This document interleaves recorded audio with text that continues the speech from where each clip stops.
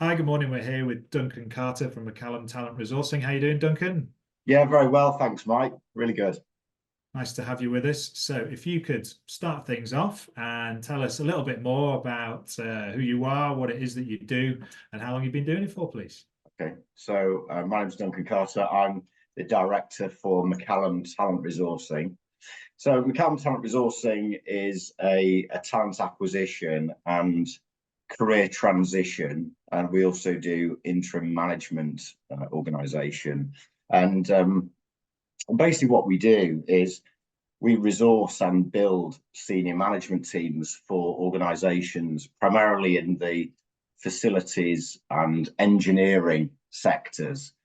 And that has more recently moved into the energy transmission arena. So we do a lot of building of teams in um, what you might term quite complicated engineering environments. Mhm. And we've had a big impact on some quite significant organisations over the years. So we find the management teams for companies, and we also on the career transition side we mentor people. So those are people who are looking for new positions, and we support them by coaching them in many ways. Yeah. And we help them to expand their networks into new market areas where they can use their skills to move into and help different organisations. Maybe it could be in their own sector, or it could be in aligned or related market areas. So we do that, and we also have an interim management business. So what the interim management business is all about is providing contract or temporary, usually skilled interims for those businesses to help them in terms of transformation or transition. Or could be simply to plug a hole, plug a gap in the team. It could be a technical need, or it could be a management need. And we work across some different functional areas. So yeah, we have a range of different services that we provide to organisations. Those clients can be really large businesses. So we've supported many sort of global multi-billion turnover businesses. But nowadays, we also have a real cohort of SME companies as well. And owner managed organisations. In a way, they're the better ones to be working with. Yeah. Actually get to speak to the So people who are in the business. that's a bit about what we do. But yeah, so yeah, there's been quite a lot of successes along the way.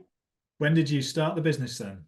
We started the business in 2000, and the background to that was that I came out of working for some quite large recruiting businesses. One was a global business with Page, where I started off.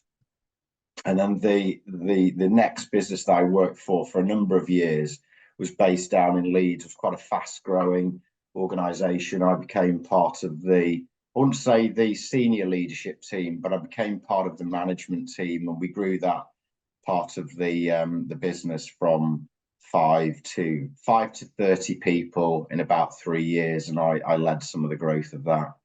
Fantastic. So, Yeah. what kind of, from your experience and then setting up Macallam, what is the unique selling point for you guys, or how do you differentiate yourself from other people doing what you do in the marketplace? Yeah, absolutely. That's become very apparent over the last couple of years, actually, since COVID time. I don't think COVID was necessarily a sort of fundamental turning point, but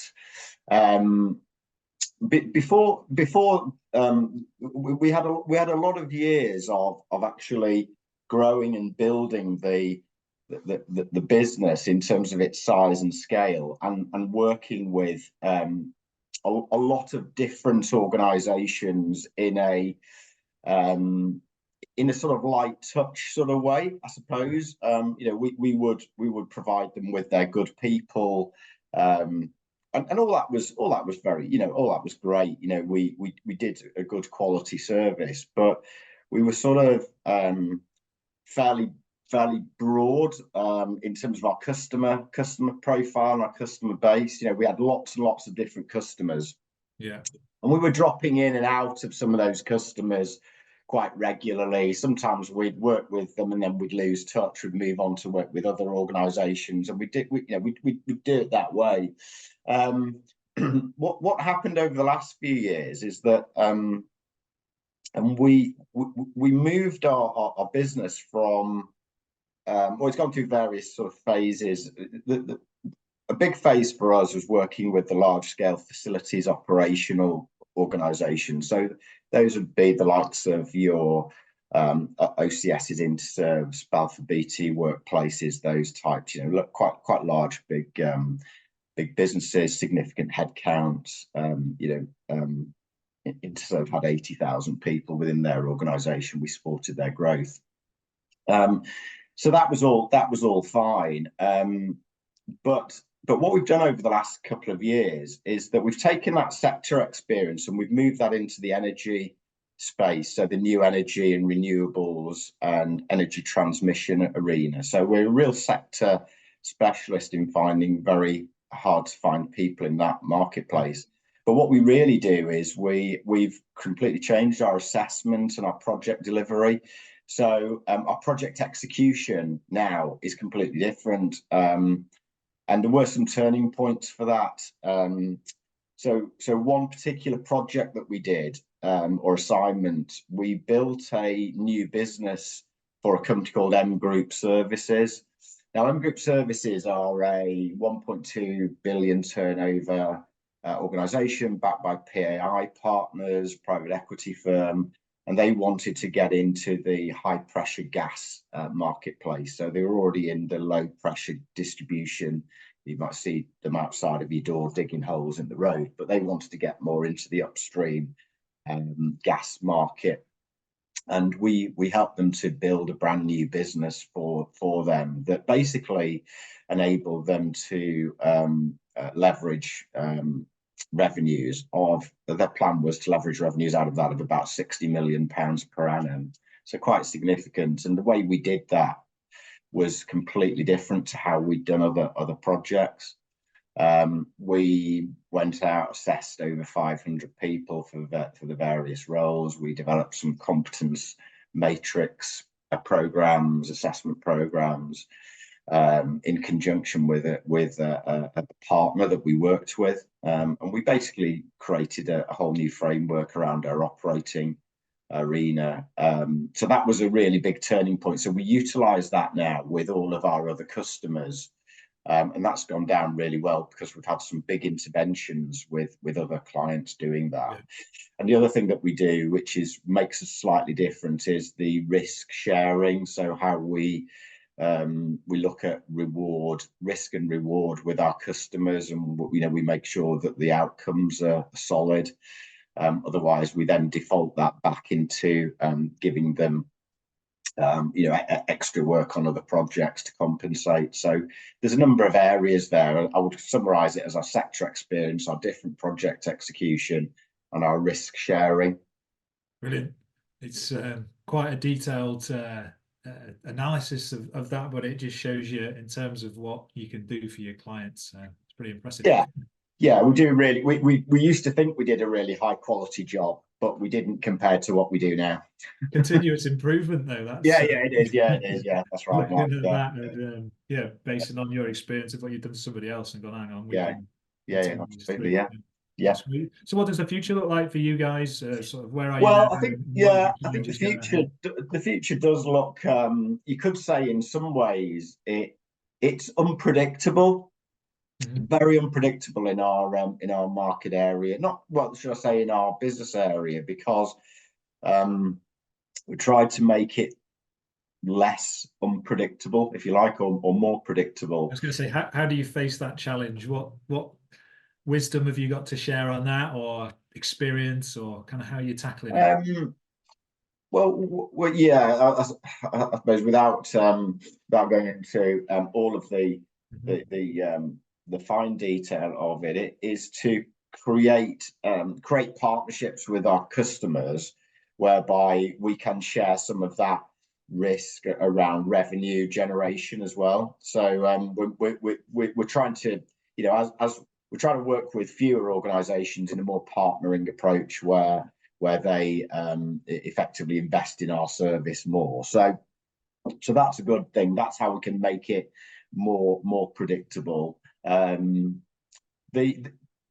So if I was to think about an opportunity, if you're thinking about the SWOT analysis, if you think about an opportunity for the future, then the growth of the energy market and the decarbonisation programs that we need to go through in terms of energy security. Obviously, the price of energy has been, in everybody's mind since particularly in focus since Putin invaded Ukraine, and the energy costs went sky high. It is that there's a huge growth in terms of the energy market. Mm-hmm. And there's a lot of new energy connections and infrastructure, engineering needs for the UK. So that's a real opportunity. What we face is, with the larger organisations, we're always having a battle with their internal departments, because they're having a move to do more internally rather than more externally. Sure. So it's how we partner with them, and to a certain extent, that's minimising the market for us. So that's why it can be quite unpredictable and quite uncertain. Sure. So with all that kind of experience that you've got then, and looking at one lesson, if you can pick one out from 2000 right up to this point, what would that be? There's obviously a lot of lessons, but probably the one lesson I would say is, think right back to the beginning, is to hire the best people you can find, rather than hire the people that you know. Yeah. The early days. Yeah, great. I would say it's that one. Sounds like you've had some experience of that then. Yeah, we have, and good and bad. It's really been an interesting journey in terms of our organisation has fluctuated, up and down, had lots of different challenges, and right at the very beginning, I started the business with someone that I did know, and it was very beneficial. Well, I sort of thought I knew him. Yeah.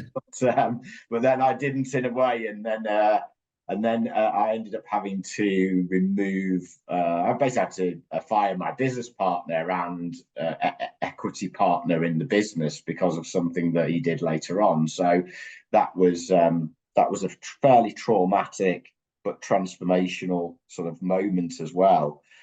Someone had been very instrumental in terms of the business growth, but then realised that I couldn't really work with him long term because of his behaviours. So that was certainly a learning point. But I think I'd definitely do it again, because there's a lot of upsides to it. It's very, very good in terms of creating business growth and helping getting the business off the ground.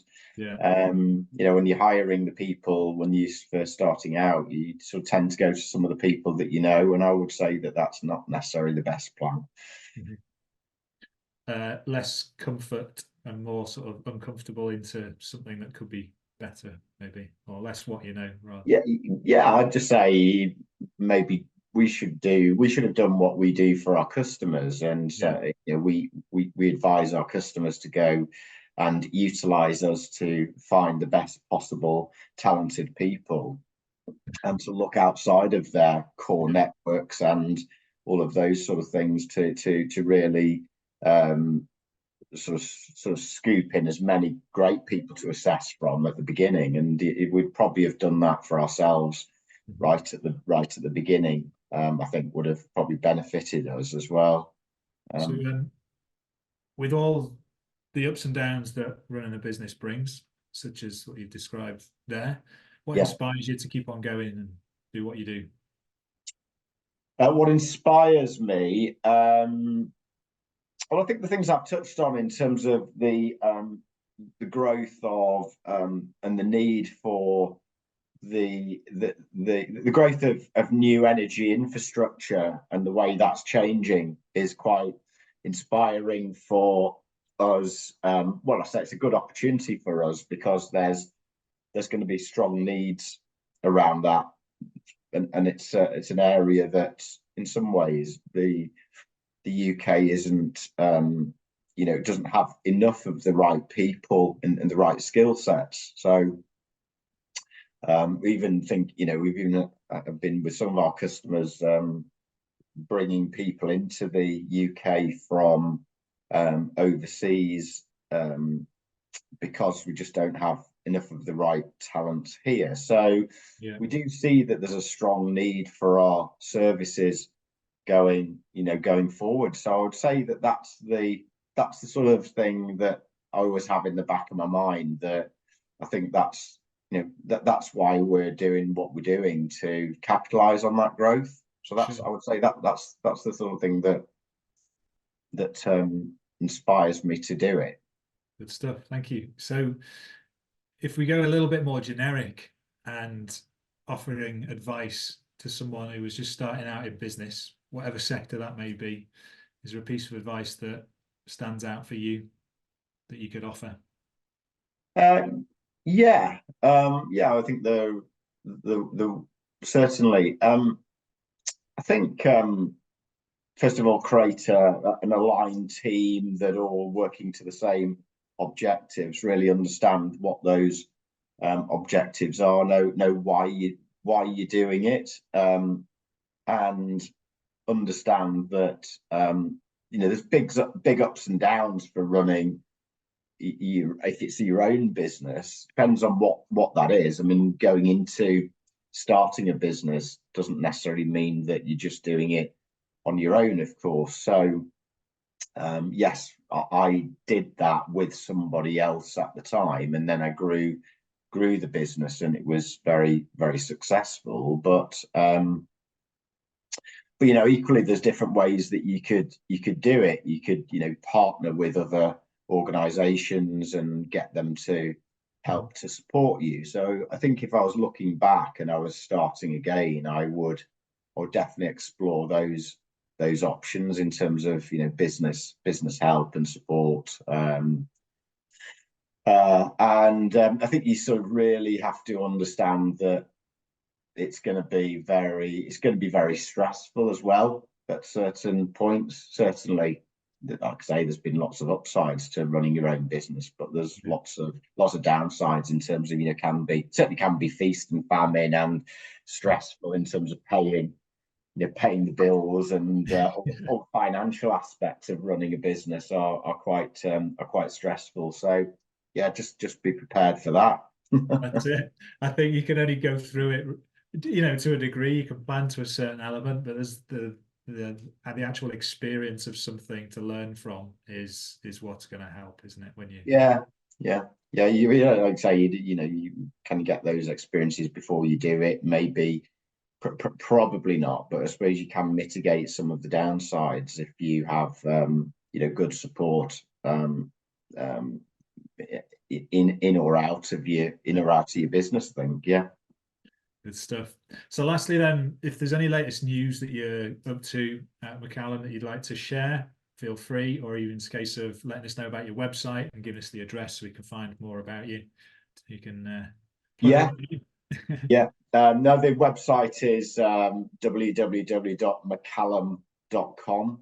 So it's MACALLAM.com. In terms of latest news, you mentioned about any offers. We're prepared to give some good offers to new customers. We'd probably give them a 50% discount on first project, just to see how that goes. So that would be sort of Awesome. news and places to find more information about us. Thanks, Duncan. That's really good. Really appreciate being open with your experience, and thank you for coming on this morning. I wish you all the best for the future of the business. Thank you, Mike.